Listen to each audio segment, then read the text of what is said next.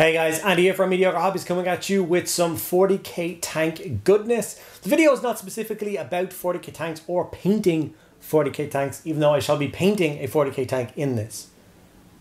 That's confusing, but bear with me. So, Games Workshop very kindly sent me out the awesome new Solar Auxilia Basilisk / Medusa. Amazing kit.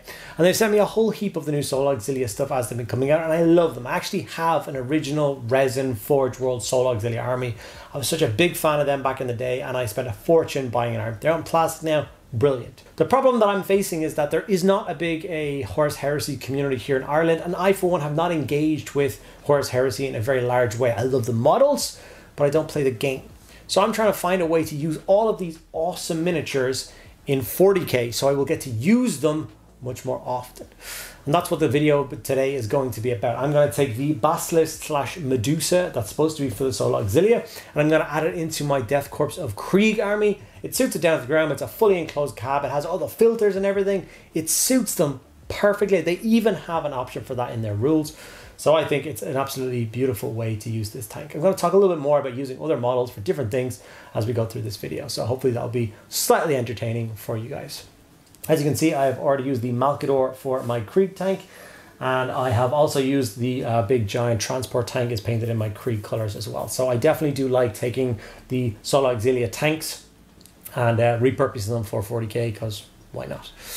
Okay, before I get into the video, I just want to say a huge thank you to my active patrons. You guys are heroes. Could not do this without you. So from the bottom of my heart, thank you so much. If you're interested in getting involved, there's a link in the description below. It'll take you right to it, and you can check out all the different tiers and see if there's anything that interests you. You get access to a private Discord server and an extra vlog style video from me every day talking to you about what's going on in the channel this week, and you guys get to put in your input to kind of guide and change my videos and content based on kind of your needs or what you think will do well. So if that's something that excites you, like I said, links down below. Okay, without further ado, let's get stuck into this awesome tank. So this is the awesome new Solar Auxilia Basilisk / Medusa kit. As you can see, I built it as the Medusa. I have many Basilisks already for my Death Korps of Krieg army. So I saw the opportunity to finally add a Medusa into my force, because I don't actually have a single one, not a single Medusa cannon, I think. I don't, maybe. But yeah, this scheme I have painted in a couple of videos already, so I'm not going to go through the details. I will show the paints I use, and you will see step by step how I painted this thing, but that's not the point of today's video. The point of today's video is to kind of showcase the concept of using models for other things, or at least for other systems. So this model was sold as a Solar Auxilia piece. And even the crew you get on the sprues and all the Solar Auxilia and stuff like that, obviously you don't have to use those guys. But I wanted to use this for Death Korps of Krieg, and I've noticed it in a couple of other videos where I use the Malkador. I did a Malkador video where I painted that as my Cadian, so I can link that video down as well if you want to check that out. But once again, it is another tank that was literally just supposed to be kind of a super heavy for any Imperial Guard regiment. But when it finally came out in plastic, it was boxed and sold as if it was just for Solar Auxilia. And there was so many comments in that video saying, can the guard actually take this, or is it just Solar Auxilia? It's like you fall into this trap of, you know, a lot of us out there have a lot of information on Warhammer. We've been doing it for so many years, and it's that assumption that everybody has the same kind of knowledge base as a lot of us. And unfortunately, that's just not true. So I do like to try and make these videos to try and clear things up a little bit and help people understand that they can take the Malkador and take it in their Cadian army or their Catachan army or their Vostroyan army or whatever they want. There is Legends rules for it, and there is rules for it from the Imperial Armor books for normal guard regiments to have access to it. And it's the same with this. This is an armored Medusa. There are those rules for the Medusa in the Imperial Armor book, so you can take this in those standard armies. And why it wasn't sold as both, you know what I mean? Like you put a Cadian crew in there or whatever and have the box be kind of both types.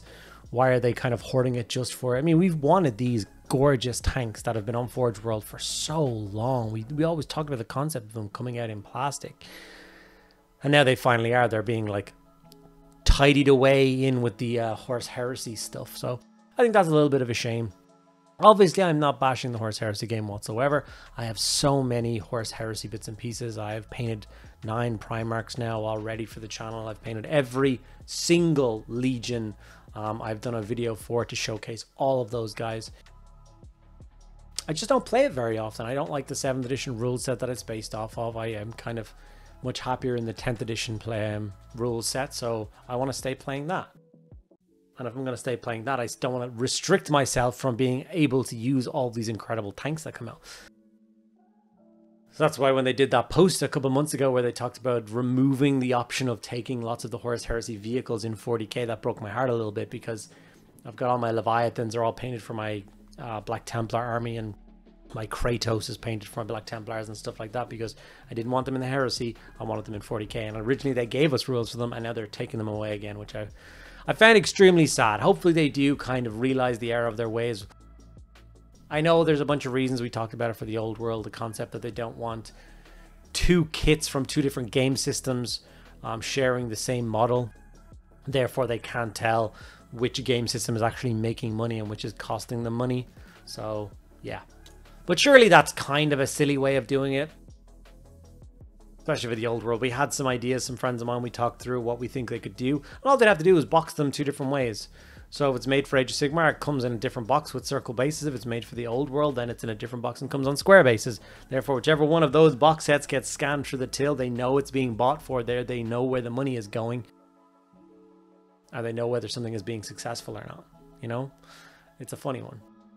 But there is in no way, shape or form an end to this kind of concept. They've given us the beautiful new Sol Auxilia Lehman Russ. Definitely going to paint that up for my Arcadians. They've also given us the incredible Sentinels. The Heavy Sentinel is a stunning piece and can be used as just a standard Sentinel. The Light Sentinels, however, are an odd one. I was thinking about buying 2 more boxes of them, so I would have a grand total of 6.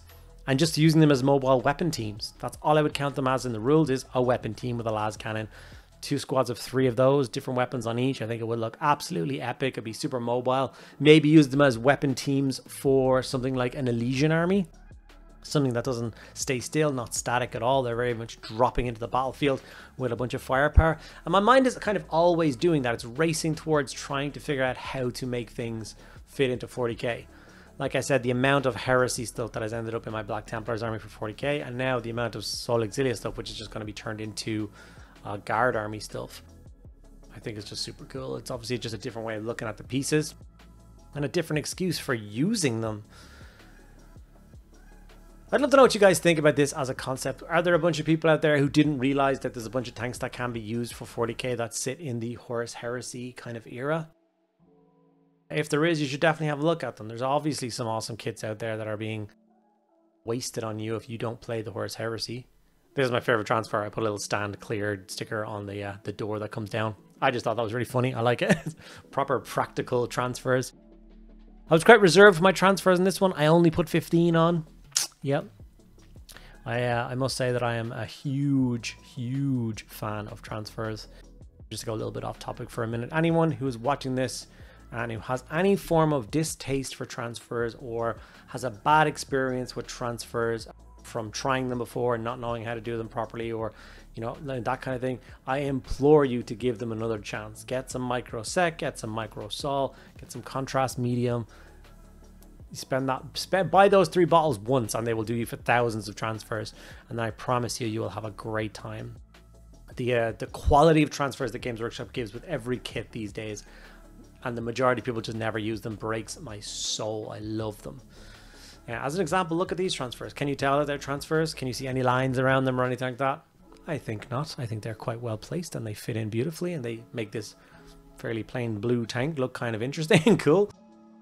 Obviously gave the name of the tank Spiker 5, which I think is pretty cool. So like I said, I think I'll be buying 2 more of these and doing a squadron of 3 Medusa. I will be adding crew to the top of all of them. And I will probably also, because obviously these things can be open top, and they do give you standing Sol Auxilia crew to go in the back of this thing.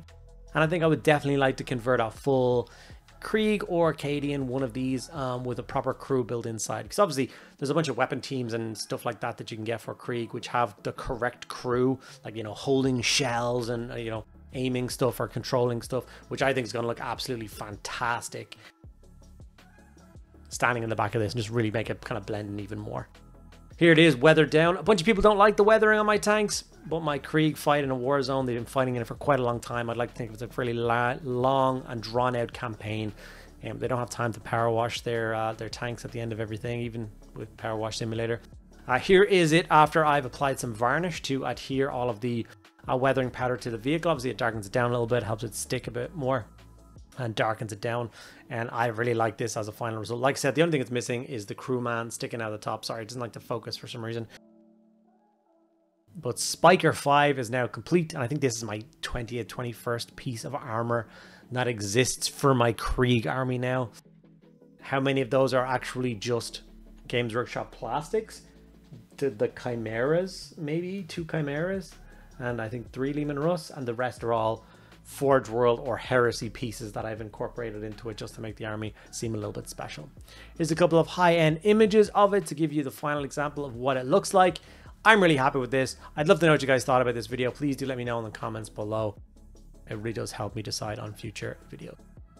Okay guys, Spiker 5 has entered the fray. I now have another piece of armor finished for my Krieg army. Really like how this beast of a tank turned out. I've kind of always wanted one of those big armored Medusa, but I never bothered buying one. I don't know why. So I'm really happy to have this in my collection now. I would not be opposed to having a kind of like a squadron of 3 of those. I think that would make me happy. I still have to make a commander to come out of the top hatch. I have not done that yet, but I will very soon. All of my Krieg tanks basically have commanders out of the top just to add a little bit of extra detail to them. Love it. Let me know what you guys thought about this video. Is there any tanks out there that you have liked the looks of, or any units or models out there that you've liked the look of, but you don't quite collect that army, or you don't think they fit into what you want to do?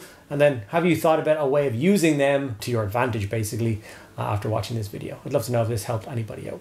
Alright guys, thank you so much for sticking out to the end of the video. Make sure that you like, comment, subscribe, all that goodness, and I'll see you in the next video.